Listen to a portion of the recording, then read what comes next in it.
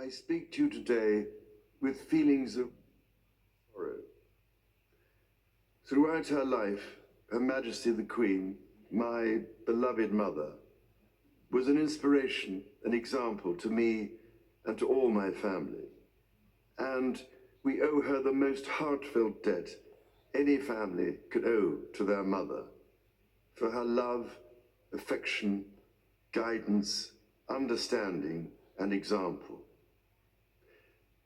Queen Elizabeth was a life well lived, a promise with destiny kept, and she is mourned most deeply in her passing.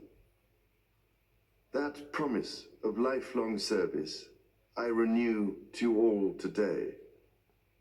Alongside the personal grief that all my family are feeling, we also share with so many of you in the United Kingdom, in all the countries where the Queen was head of state, in the Commonwealth and across the world, a deep sense of gratitude for the more than 70 years in which my mother, as Queen, served the people of so many nations. In 1947, on her 21st birthday, she pledged in a broadcast from Cape Town to the Commonwealth to devote her life, whether it be short or long, to the service of her peoples. That was more than a promise. It was a profound personal commitment which defined her whole life. She made sacrifices for duty. Her dedication and devotion as sovereign never wavered through times of change and progress, through times of joy and celebration, and through times of sadness and loss.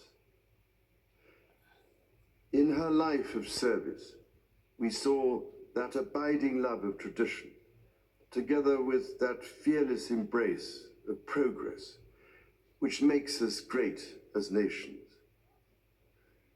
The affection, admiration, and respect she inspired became the hallmark of her reign.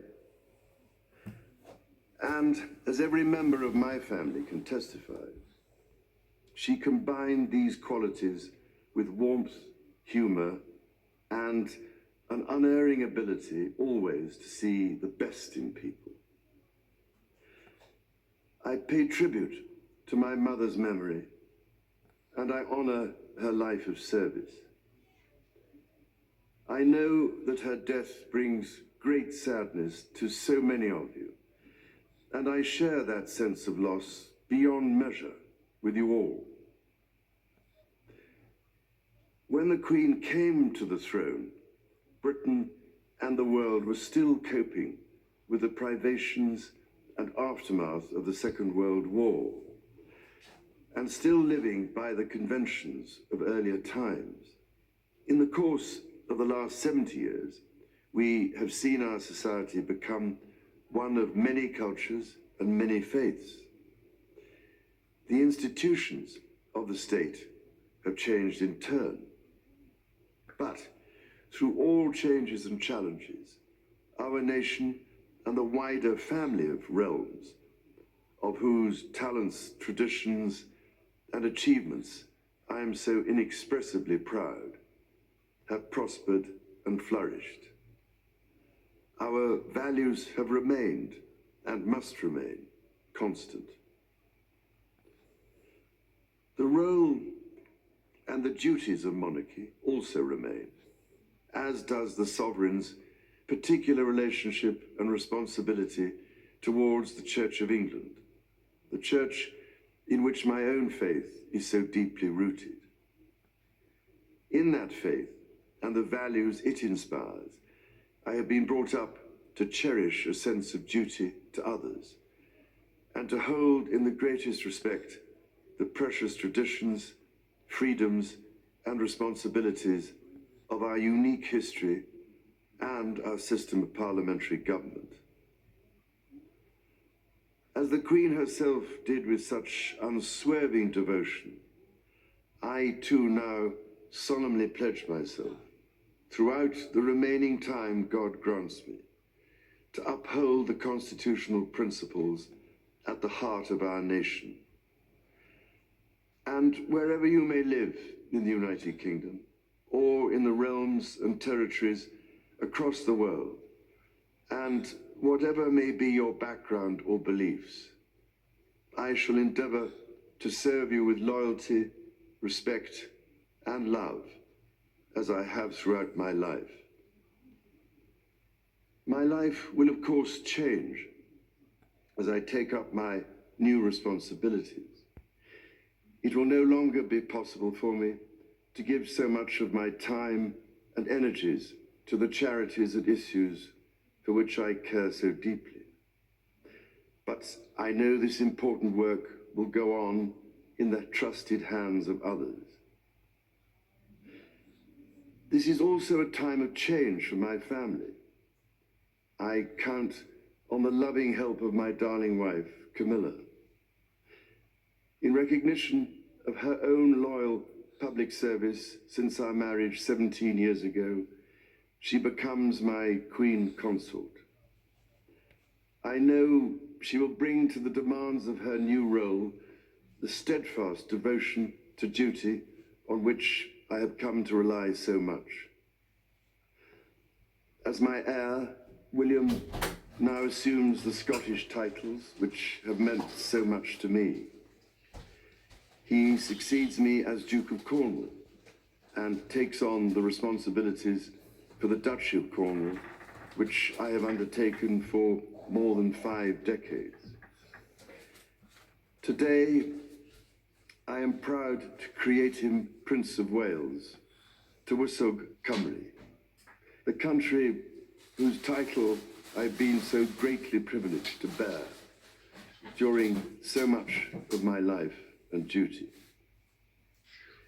With Catherine beside him, our new Prince and Princess of Wales will, I know, continue to inspire and lead our national conversations, helping to bring the marginal to the centre ground, where vital help can be given. I want also to express my love for Harry and Meghan as they continue to build their lives overseas. In a little over a week's time, we will come together as a nation, as a Commonwealth, and indeed a global community, to lay my beloved mother to rest. In our sorrow, let us remember and draw strength from the light of her example. On behalf of all my family, I can only offer the most sincere and heartfelt thanks for your condolences and support. They mean more to me than I can ever possibly express.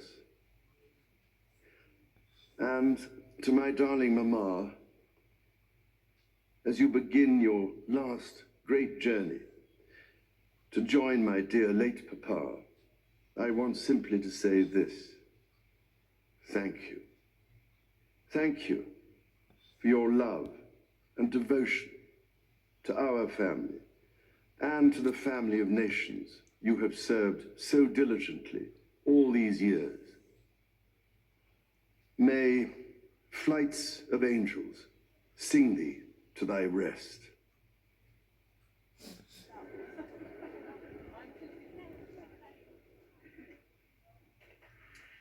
The first address to the nation by King George.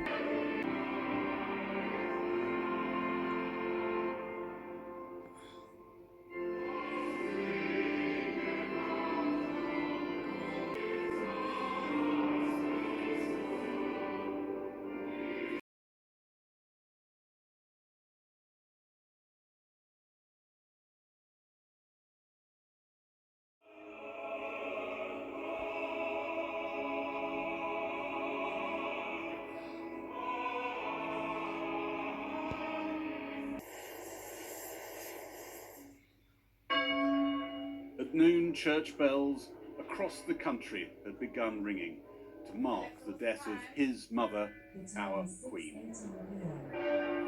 At Westminster Abbey, where the Queen's funeral service will take place, people stopped, listened, reflected. Order, order. As the bells rang inside the Commons, the Speaker, wearing traditional mourning dress, white cuffs known as weepers to dab tears, called a minute's silence in memory of Queen Elizabeth.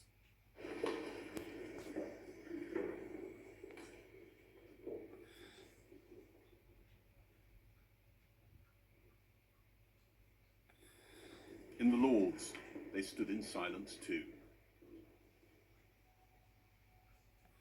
Still clutching that file, the King landed at Northolt Airport and drove into London, past some of the giant images of the Queen now on advertising hoardings. And to the delight of waiting crowds at Buckingham Palace, instead of sweeping straight in, the King got out and shook hands with dozens in the crowd. They offered their condolences. "You're very kind," the King said. A chorus of the newly worded national anthem broke out. One shouted, "We loved your mum." Two from the crowd leant over to kiss him. Then he was joined by the Queen Consort, a title the late Queen made absolutely sure that the Duchess of Cornwall